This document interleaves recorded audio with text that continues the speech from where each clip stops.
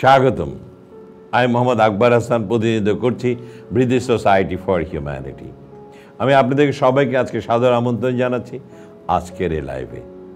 আর আমার আজকের লাইভের টপিক হচ্ছে কাউকে আঘাত করলে তার চেয়ে বেশি আঘাত পেতে হবে, প্রতিবাদ করারও সক্ষমতা থাকবে না। এটা হচ্ছে আমার টপিক এবং আজকে আমার লাইভের সংখ্যা 181। কেন এই টপিকটা বেছে নিয়েছি আমি প্রায়ই কিন্তু আমি এর উদ্দেশ্যটা বা কোথা থেকে এর উৎস সেটা বলে দিই। এগুলো পাই যখন আমি কাউন্সেলিং করি, রাত 8টা থেকে 10টা পর্যন্ত ফ্রি কাউন্সেলিং করি। মানুষের কষ্ট দুর্দশা বোঝার চেষ্টা করি, তাদেরকে কাউন্সেলিং করে তাদেরকে সুস্থ করার চেষ্টা করি, মানসিকভাবে তাদেরকে বিব্রত অবস্থা থেকে আমি স্বাভাবিক অবস্থায় আনার চেষ্টা করি আমি আমার ক্ষুদ্র জ্ঞান দিয়ে। বেশ কিছুদিন আগে আমাকে একজন ভদ্রমহিলা ফোন করলেন। উনি বলেছিলেন, আমি ভালোবেসে বিয়ে করেছিলাম, আমি একজন মাস্টার্স পাস, আমি চাকরি করি। আমি যাকে ভালোবেসেছিলাম সেও কিন্তু পড়াশোনা করেছিল এবং তার সাহস বলেন, উৎসাহ বলেন এবং সাপোর্ট বলেন সবই আমি করেছিলাম। সে গ্র্যাজুয়েট ছিল, তাকে একটা প্রাইভেট ইউনিভার্সিটি থেকে আমি তাকে MBA করাই, বিয়েও করেছিলাম। কিন্তু প্রশ্ন হলো, আজকে আমি কোন অবস্থায় আছি? আজকে মানদণ্ডে আমি একেবারে নিম্ন পর্যায়ে পড়ে আছি। যাকে ভালোবেসেছিলাম, যাকে বিয়ে করেছিলাম, তার দ্বারা আমার অঙ্গ প্রত্যঙ্গতে শুধু দাগ আর দাগ। কিসের দাগ? প্রশ্ন করলাম কিসের দাগ? উনি বললেন তার মারের দাগ। আমাকে কথা না কথাই সে আমাকে মারে, যা পায় তা দিয়ে মারে, এমনকি আলনার কাঠ ভেঙেও সে আমাকে মারে, রুটি বেলি ওই বেলুন দিয়ে আমাকে মারে। প্রশ্ন হচ্ছে কেন মারে? প্রশ্ন করেছিলাম। সে এখন অত্যন্ত পরকীয়ায় ব্যস্ত,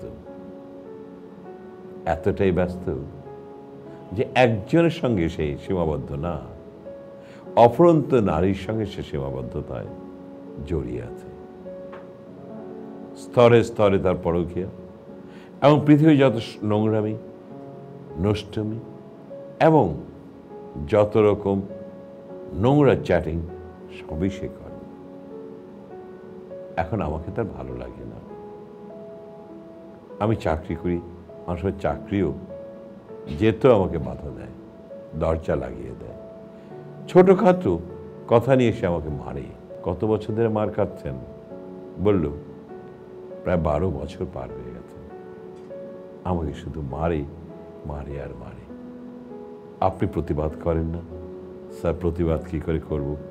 কারণ আমার যে একটা ছোট্ট সন্তান আছে, ছেলেটা এখন ক্লাস 8-এ পড়ে। আমি সন্তানের মুখের দিকে তাকিয়ে পড়ে আছি, মার খেয়েও পড়ে আছি। আমি যে সন্তানের মা, আমি সব কিছু ফেলে দিতে পারি, কিন্তু আমি মাকে তো ফেলতে পারি। আমি মা, আমি সন্তানকে ফেলতে পারি না।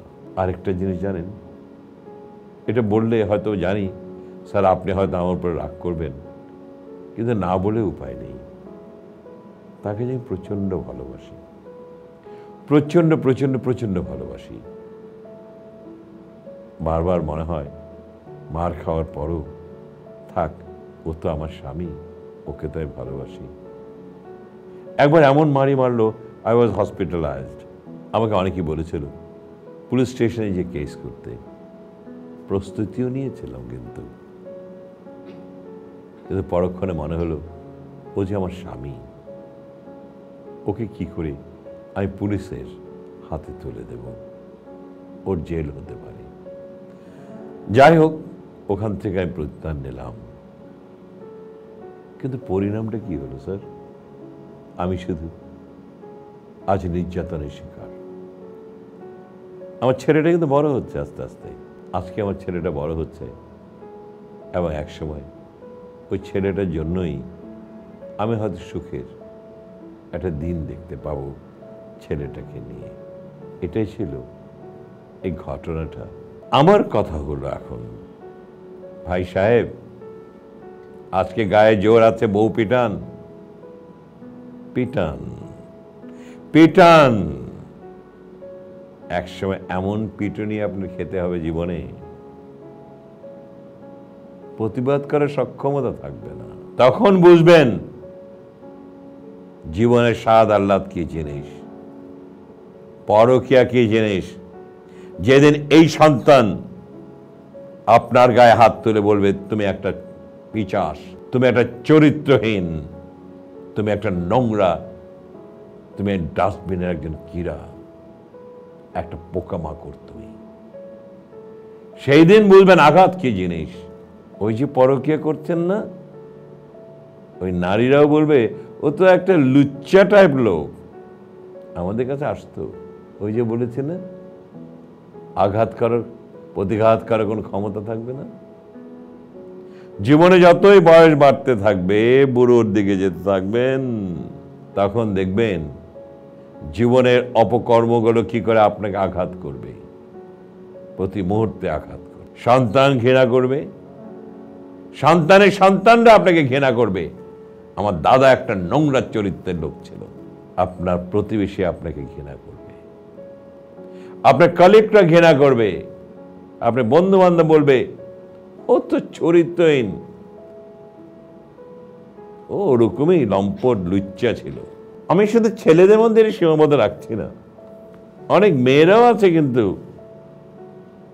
এরকম চরিত্রহীন। এই চরিত্রহীনদের কাছেই কিন্তু এই চরিত্রবানরা যায়। দেখেন, ছেলে বলেন মেয়ে বলেন, নিজেকে নিজে প্রশ্ন করুন, কি অপকর্মে লিপ্ত আপনারা? এই পবিত্র দেহটাকে অপবিত্রতে নিয়ে যাচ্ছেন, ভালো মানসিকতাকে নোংরা মানসিকতায় পরিণত করছে। মৃত্যুর আগ পর্যন্ত, শেষ নিঃশ্বাস ত্যাগ পর্যন্ত আর কোনোদিন ভালো নিঃশ্বাস ফেলতে পারবেন না। ছেলের বউ ঘৃণা করবে, ছেলের বউ ঘৃণা করবে, নাতনি নাতনি ঘৃণা করবে। কারণ কি জানেন? এখন আপনি বলতে পারেন কেন ঘৃণা করবে? কোনো সংবাদই কিন্তু গোপন থাকে না, কোনো খবরই কোনো গোপন থাকে না, ওগুলি সারফেসড হয়, আপনি গোপন রাখতে পারবেন না। পৃথিবীর আজও পর্যন্ত খুব কম জিনিসে গোপন রাখতে পেরেছে, ইভেন অ্যাট দ্য স্টেট লেভেলেও। আর আপনাদের ব্যক্তি মাত্র অপকর্ম করতে করতে একদিন নিঃশেষ হয়ে যাবে, শুয়োর কুকুরের মতো জীবনযাপন করে যাবেন। পৃথিবীতে মানুষ আপনাকে শুধু ঘৃণা ছাড়া কিছুই করবে না। কুকুরেরও সম্মান আছে, আপনার সম্মান থাকবে না। কি নিয়ে বেঁচে থাকলেন? আর ভালোবাসা, এগুলো তো আপনাদের ছলনা, এগুলো আপনাদের অত্যন্ত পবিত্র নিকৃষ্ট কাজ। কত চমৎকার করে করতে পারে। ভাই সাহেব, বোনকেও বলছি, কাউকে যদি আঘাত করেন, সে আঘাত আপনাকে পেতেই হবে। মা যদি নোংরা হয়, ছেলেরা যখন বড় হবে তখন ছেলেরা মাকে ঘৃণা করবে। তার প্রমাণটা কিভাবে পাবেন জানেন? ও যখন কথোপকথন করবে আপনার সঙ্গে, কথাতেই বুঝতে পারবেন আপনাকে ঘৃণা করে। ছেলেদের বেলাও তাই। আপনার সন্তানের সাথে কথা বললেই ছেলে বলে দেবে, বাবা চুপ করো, ওই চরিত্র নিয়ে কথা বলা তুমি আমার কাছে এসো না। আপনি যখন ছেলেকে বলবেন বাবা চরিত্রবান হন, তখন ছেলে মুচকিয়ে এসে আপনি দিয়ে তাকে বলে, কি বলছো বাবা, চরিত্রবান হতে তোমার মুখে কি মানায় বাবা, কি বলছো তুমি? আঘাত কি জিনিস বুঝবেন সেই দিন। এখন তো রঙ্গমঞ্চে আছেন, রঙ্গমঞ্চে যখন সব রং ধূসর হয়ে যাবে, সেই দিন বুঝবেন পৃথিবীতে জন্মটা কত নিকৃষ্ট জন্মতে পরিণত হলেন। মায়ের গর্ভে থেকে পবিত্র সন্তান হয়ে পৃথিবীতে এসেছিলেন, আর অপবিত্র একজন মানুষ হয়ে পৃথিবী থেকে বেরিয়ে যাবেন। কবরের মাটিগুলো আপনার দিকে তাকিয়ে বলবে, একটা চরিত্রহীন আমার বুকে আসলো। পোকামাকড়ও মনে হয় আপনাকে খেতে খেতেও বলবে একটা নিকৃষ্ট মানুষকে নিঃশেষ করে দিচ্ছি। ভাবেন তো কথাগুলো, একটু ভাবেন তো কথাগুলো, একটু ভবিষ্যৎটা চোখটা বন্ধ করে বুড়ো বয়সে জীবনগুলো চিন্তা করেন তো দেখি ভাই। কত অপকর্মই তো করলেন, একজনকে আঘাত করেছেন, প্রতি জায়গায় জায়গায় আপনি আঘাতপ্রাপ্ত হবেন। সমাজে মিশতে পারবেন না, বন্ধু বান্ধব মিশতে পারবেন না, অর্গানাইজেশন তো আরো না। আপনার অস্তিত্বটা জানেন জীবন্ত অবস্থায় কিন্তু বিলীন হয়ে যাবে। আজকে যে যৌবন নিয়ে খেলছেন, যৌবন শেষ হয়ে যাবে, সাথে জীবনও শেষ হয়ে যাবে। জীবনটাকে একটা নোংরা পাত্রে নিজেকে ছুঁড়ে মারলেন, ওটা ডাস্টবিন হতে পারে। তাই বলছি, আপনাদেরকে বারবার বলছি, জীবনে যদি মানুষ হয়ে জন্মে থাকেন, যাকে আশরাফুল মাখলুকাত পৃথিবীর শ্রেষ্ঠ জীব বলছে, তাই শ্রেষ্ঠত্বে আসুন না কেন? ঘরে ভালো থাকুন, আপনার ফ্যামিলি আপনাকে নিয়ে অহংকার করবে, আপনার সন্তান অহংকার করবে, আপনার সন্তানের বউ অহংকার করবে, আপনার মেয়ের জামাই আপনাকে নিয়ে অহংকার করবে, না জামাইও আপনাকে দেখলে মুখটা ফিরিয়ে নেবে। ওটাকে জীবন রচনা বলে না, ওটাকে আমি বলি কুষণ্ডের কর্মকাণ্ড। একটা কুষণ্ড হয়ে পৃথিবীর জন্মানোর মধ্যে কোনো আনন্দ আছে বলে আমি মনে করি না। সেই কারণে বলছি, ছেলেদেরকে বলছি, মেয়েদেরকে বলছি, চরিত্রটা ঠিক রাখুন। কাউকে আঘাত করতে দুবার চিন্তা করুন। আর এটা কুধরনের মানসিকতা, মানুষের গায়ে মানুষের আঘাত, এটিকে কোনো সভ্য আচরণ হতে পারে? এটা তো অসভ্য মানুষের আচরণ, এটা হিংস্র আচরণ, পশুসুলভ আচরণ। এটা তো সমাজ স্বীকৃতি দেয় না। সে কাজটা আপনি করছেন কেন? আমি সবাইকে বিনীতভাবে অনুরোধ করে যাচ্ছি, যাকে ভালোবেসেছেন তাকে ভালোবাসার পাত্রেই রাখুন, আঘাত করবেন না। আপনি আঘাত করার সাথে সাথে আপনাকে নর পশুতে পরিণত হবেন।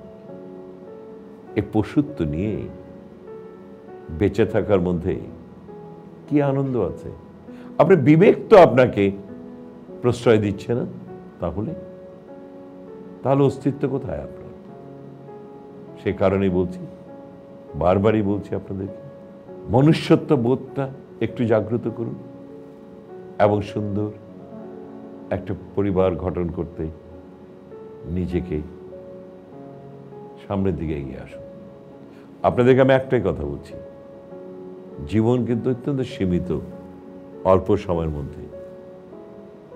আপনি যে কোনো সময়, নিঃশ্বাসে যেরকম বিশ্বাস নেই, আপনি যে কোনো সময়কে মৃত্যুর কোলে ঢলে পড়বেন। কিন্তু আগের দিন একবারও কি চিন্তা করা যায় না, আমি মৃত্যুর আগে ভালো কাজগুলো করে গেছি, আমি আমার যে কর্মকাণ্ডগুলো করেছি আমার ফ্যামিলিতে, তারা চোখে জল ফেলবে, ওটাই আমার জীবনের সবচেয়ে বড় স্বীকৃতি হবে। আর যদি আপনার মৃত্যুর পর যে সবাই যদি বলে পিচাসটা পৃথিবী থেকে চলে গেল, একটা নিকৃষ্ট মানুষ চলে গেল, থুতু ফেলতে ইচ্ছা করে। একবার নিজেকে প্রশ্ন করুন তো, আপনার জীবনটা সার্থক কিনা? নিজেকে নিজে নিয়ে ভাবুন। ওই যে ইংলিশে একটা কথা আছে, নো দাই সেলফ, নিজেকে চিনো, নিজেকে জানো। নিজের কর্মকাণ্ডগুলোকে একবার হলেও বিশ্লেষণ করতে শিখুন। আমি কি সঠিক পথে আছি? আমি সঠিক কর্মে আছি কিনা? আর যদি না থাকেন, অনুশোচনায় ভুগুন এবং নিজেকে পরিবর্তন করুন, বদলে যান এবং বদলে দেন। নিজের অস্তিত্বটাকে একটি সম্মান করতে শিখুন। আপনাদের কাছে আবারও অনুরোধ করছি, কারোর গায়ে হাত তোলা, কাউকে মারা কখনোই কোনো কালেই এটা অ্যাকসেপ্টেড না। আমি মনে করি যে পরিমাণ আমি যা পেয়েছি সব প্রান্তে একই কথা, যে নারীরা নির্যাতিত হচ্ছে। আমার মনে হয় আমাদের সোচ্চার হওয়া দরকার, আমাদের আন্দোলন গড়ে তোলা দরকার এবং আমাদের লকে আরো কঠিন করে তোলা দরকার। না হয় এই সমাজ একটা কুলুষিত সমাজে পরিণত হয়েছে এবং আরো হবে। আমার বিশ্বাস যে আমার কথাগুলো সব প্রান্তে সবাই শুনে এটার একটা সুস্থ একটা প্রতিবাদ প্রতিকার করা উচিত এবং সুস্থ সমাজ গঠন করা উচিত। যদি সুস্থ সমাজ গঠন করতে না পারি, এই সুজলা সফলা শস্য শ্যামলা আমার সোনার বাংলা, ওটা মনে হয় মলিন হয়ে যাবে। সেটা তো আমরা চাইছি না। অফুরন্ত মানুষের আত্মদানে এ দেশ সৃষ্টি হয়েছিল, মহান ব্যক্তির আহ্বানে এ দেশ স্বাধীনতা পেয়েছিল। আমার সেই মহান ব্যক্তিত্ব এরকম সমাজ তো চাইনি। আজকে সমাজ এই দিকে কেন? সবার কাছে আমি আবেদনটুকু রেখে গেলাম, আসুন সুস্থ সমাজ গঠন করি এবং প্রতিটা নারীর মর্যাদা যেন আমরা সঠিকভাবে দিতে পারি, সে প্রত্যাশা রইল। বিবেককে জাগ্রত করার জন্য এই প্রচেষ্টা। আপনারা যারা বিয়ে করেছেন, সংসার গড়ছেন, সুন্দর সংসার গড়ুন। আর যারা সংসার গড়বেন তারা সুন্দর সুস্থ মানসিকতায় নিজের সুন্দর একটি নীড় রচনা করবেন, এই প্রত্যাশা রইল। আল্লাহ হাফেজ।